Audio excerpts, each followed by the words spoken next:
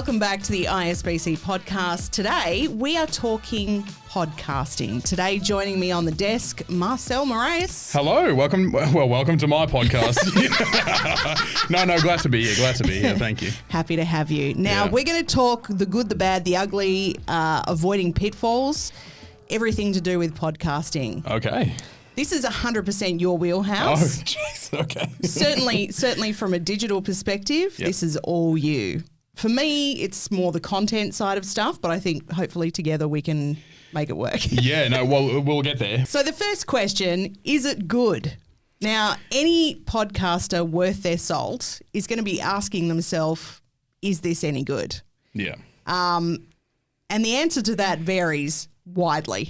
Yeah, well, you can't everyone has a taste, right? And you're the one recording and, you're so involved with your own work. It's hard to be like, this is good. Yes. Because you see yourself and you think, oh, I'm good. This looks great. I look fine. But the truth is, and I think Phil said it in the last episode, is seek feedback. Yeah. You have to get people involved, not your parents. Get some mates. And it's just like, hey, take 20 minutes out of your life. Listen to this. Do I sound ridiculous? And just tell me. I feel like you have to ask someone before you send it out to the world. If it's just you looking at it, it's a bit narcissistic. Like, you got to get out your bubble, Someone outside of your bubble needs to look at it and be like, hey, mate, you're not that funny. You know what I mean? Like, you just get another opinion. The thing about podcasting is that, both the great and worst part of podcasting is that the entry level of podcasting is extremely low. Yeah. Basically anybody can make a podcast, right? So they are not created equal. There is no set standard for what a podcast is. So the variety of genres, of lengths, of quality and of purpose is far and wide. It's like when people started to become YouTubers. Yes. And vloggers, and they can just film themselves with their phone, and they got to a point where everyone had a channel and everyone was trying to be, and people were using this term oversaturated. Now, is podcasting there? I don't know, maybe, but like you said, everyone's got a taste. Everyone's got a niche. Everyone likes something weird. I'm really into mechanics right now. I don't know how to fix a car, but I'll listen to a mechanic talk about an oil change anytime.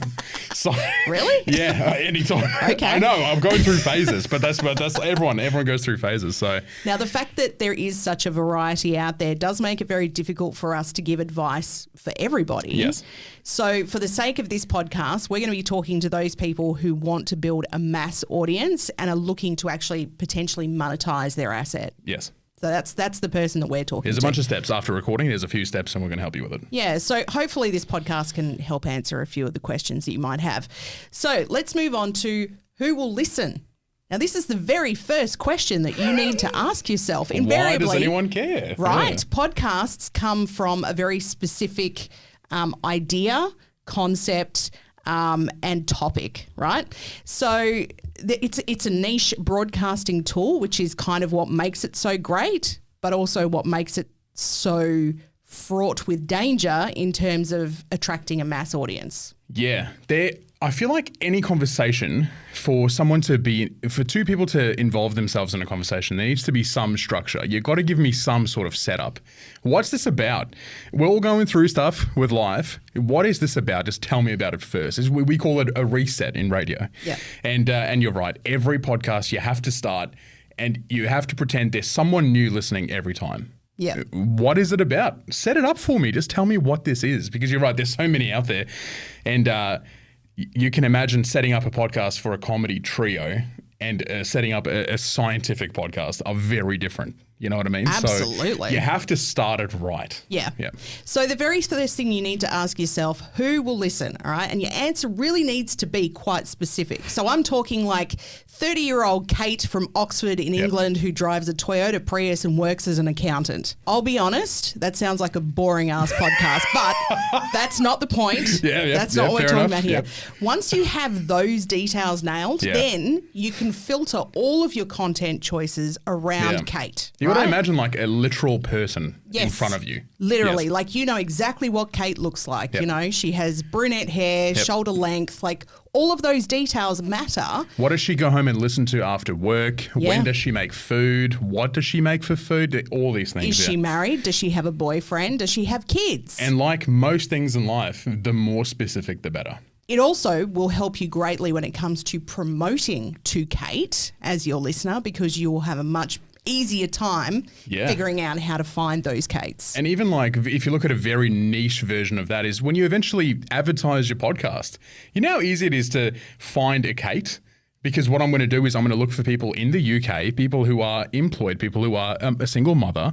These are all attributes and interests and behaviors that people have. So think big picture, you know what I mean? If you have Kate nailed down that specifically, mate, it's so easy to advertise to her. Let's move on to equipment. Now, this is something we've talked about a lot throughout this podcast series. But in terms of podcasting specifically, does equipment matter? Well, the answer is yes and no. Yeah.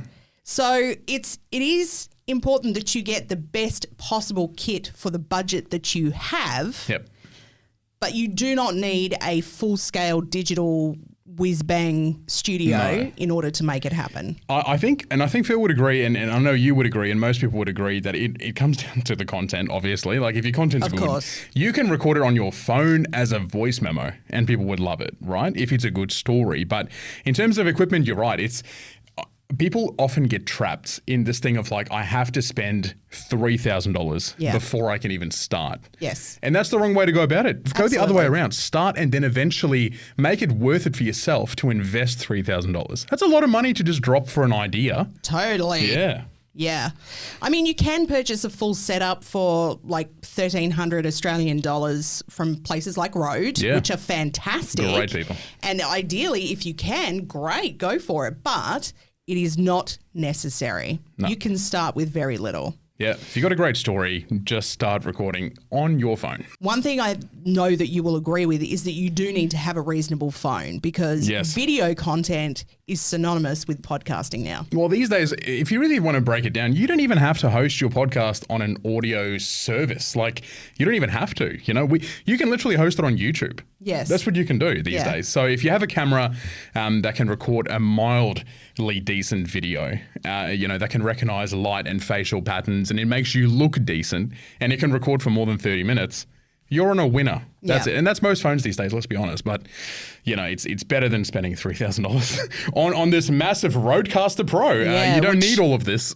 Which is amazing, but not necessary. Exactly. And, you can very easily get cheap kit to help you out with your phone. For instance, for $20 at Kmart and Walmart and £18 at Wilko in the UK. I checked. I did the research. Nice, yep. You can get a phone tripod. Jeez. So that is not an expensive piece of kit. No, and you can put that on the floor and you can put that on your desk. You can have it vertical. You can have it landscape. That's all of those phone cases and those phone tripods and even those phone lights, those phone ring lights. Yes. All of it is worth it. If you want to start off. Which does bring me to the next point, and that is lighting. Brilliant. That is an important part. Thank you for that, because we don't want to see you in a dark room. No. Mate, put some light on yourself. Make yourself look not presentable, just light in the room. Like, you want your face to be clear. Every social platform in the world wants to see a face. To prioritize. So that's what the algorithm wants.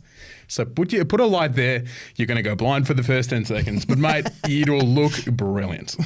Now, we've talked before about software choices. Yeah. And once again, just to reiterate, if you can't afford the Adobe suite, that's okay. Yeah. There are plenty of options out there for you. Now, when it comes to editing, podcasts are less polished than traditional radio as we know it. Yep. Much more conversational in style. And if you mess up or whatever, who cares? It's a bit slower. Yeah. It's not as full on. I feel like with radio, because we both worked in radio, and I think the big thing about radio is it's intense the entire way through. Yep. It's constant. Yep. With a podcast, you can start off really hot with production and some music and whatever, but fade it down after 30 seconds and get into the conversation. People who listen to podcasts consume it in a way where that's fine. It's a conversation. They're going to listen for more than 30 seconds. possibly even more than 10 minutes. Either way, you win. It doesn't have to be full-on sound effects, fart noises. It doesn't have to be all the stuff all the time. Horns. If I hear a horn in a podcast, I'm off. I gotta be really honest. But no, it's honestly, think of it as slower a conversation. Someone's in the room with you, listening to you talk. Yeah. Chill out. When it comes to the editing process, I think the most important question you need to ask yourself is, does Kate want to hear this? Yeah, well. We always go back to Kate. Yes. She's the listener. She's pretty important. Is the content right for her? That's the only question you need to ask yourself in the editing process. The other thing I would say is know how long you want your episodes to be. A couple minutes either side, doesn't matter. Who cares, right? But people love consistency. Yes. People will set their watches to consistency. Yes, right? Absolutely. So being consistent with your episodes is going to help your cause when it comes to getting your audience to buy in. And even consistent with duration. I'm one of those people who watch and consume a lot of podcast content on YouTube. And I'll tell you what, after work every day, I'll open up YouTube and see my subscriptions. And if I don't see a 40-minute video from this person and a 28-minute video from that person, I'm actually annoyed. Yes. I won't tweet. I won't use X and send them a message. But listen, It does annoy the viewer. Like they're becoming used to receiving a certain product. Yes. Got to keep it consistent. You do. I know for me, I listen to podcasts in the car. So Beautiful. Yeah. my commute is about 45 minutes long. Great.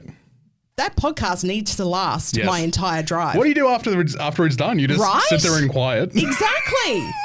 So No way. I am looking specifically for those podcasts that are going to meet the requirements of my commute. Respect. If I see a 10-minute podcast, I'm not listening to it. No, I'm the same. 10 minutes is... It's not enough. It's not enough. Give me some more, mate. Yeah. You're only just getting into it and then it's over. Let's talk about cutting through the noise, because there are literally thousands of podcasts out there now. Chances are there are plenty that are already doing what you're doing in some fashion. So why should they listen to yours? It's your unique selling point. Yeah. Right? What is different about you? To take it back to YouTube just for a quick second, it's the same thing with you when you want to be a content creator. Everyone has a phone. Everyone can film themselves do something. A lot of people are already doing that. Same thing with streamers. If you want to do that, you got to find something that is different. Are you funnier than someone who does it? Are you more educated? Have you done more research? Is it more production heavy? Do you have better guests? You got to find something that sets you apart from everyone else. Yeah, or find a new way of doing the same old thing. Yeah, exactly right. Find a new angle. You have to innovate in some way or form. Promoting yourself. Now, you could go out there and try to sell door to door and get advertisers on board for your podcast. Sounds like a whole lot of work to me. If you do that in 2023, I think you deserve it. I mean, I'd be impressed. Yeah, don't knock on my door, but I'm happy to see you try. Definitely a harder job. Yeah. Because obviously it's not just getting an advertiser on board. You've also got to write scripts. You've got to voice ads. You've got to produce ads. You've got to summarize. You've got to service that client. Like, too hard, man. No, there's a lot of like moving parts, I think. And you have to, it comes down to research at the end of the day. The more prepared you are, the better. Yeah. The other option is selling your product to a podcast platform. As exclusive. Who are going to do all of that for you? No. Which... Right, the ROI, what you get back from that, it's just, They're also going to obviously already have an established audience and, an app or whatever where people can access your podcast along with everybody else's. Yeah. As far as platforms themselves go, I mean, there's hundreds of them around the world. There are going to be some that are specific to your country that you live in. So we're not going to go into that too much. But, it starts at the top with Apple Podcasts, with Spotify, and work down from there, basically. I would say shop around. Definitely figure out the best place to go, because... you don't want to hand over your intellectual property to Dodgy Dave, who's going to take it, run with it, and you get nothing out of it. No, but you also, I feel like if you do this straight away, you're sort of jumping a few steps. You know what I mean? Like when you start your podcast and you record it and you start making social clips and you edit and you share content about it, at least it gets out there a little bit. Yes. And the thing is, when you go and you want to shop around and sell your product to a platform, the first thing they're going to say to you is, where's your content? Where is what you're trying to put on our platform? Why should we, Spotify, put you on the homepage? Which brings me to my next point, which is have the first season along with the Reels and socials posts already ready to go when you go pitch it. It's almost like you prepared for this podcast. I know. It's kind of amazing. Yes, it's crazy. My God. The more that you can provide them to understand your vision, the better off you're going to be. And don't get disheartened if you don't have 10 million views on a reel in the first week. Like we are in a stage and an age where your follower count doesn't matter. Like it doesn't matter if you have 100 followers, but if you can get viewership and you can get interest on your product, platforms like Spotify will see that and they will go for it if it's a good product. Spotify have their own like pitch platform now too. Brilliant. So they have a whole machine there specifically based around you pitching your ideas. So and on the homepage, they have a rotation wheel of new podcasts you should listen to. They're using a lot of AI to market to certain individuals. Yeah. If you want to market to me, just letting you know, comedy, tech, a bit of science too. Why not? Astrology? Dude, I'm into this. The galaxy? I'm in. Astrology? I know. I'm really into it. But what I'm saying is... learning a lot about you. No. Well, if you want to market to me, there you go. Now, the last thing, and we do say it a lot, but network. If you want to get in front of the right people, LinkedIn is the perfect place for you to go and find those people who are high up in, podcast world. Yeah.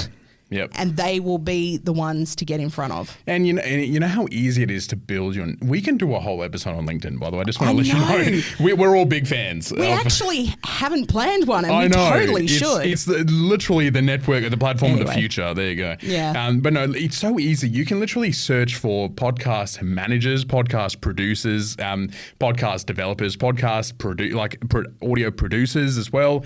There's so many people you can find. You can literally search for job titles on LinkedIn and mass connect, send everyone a DM, hey, here you go, here's a clip.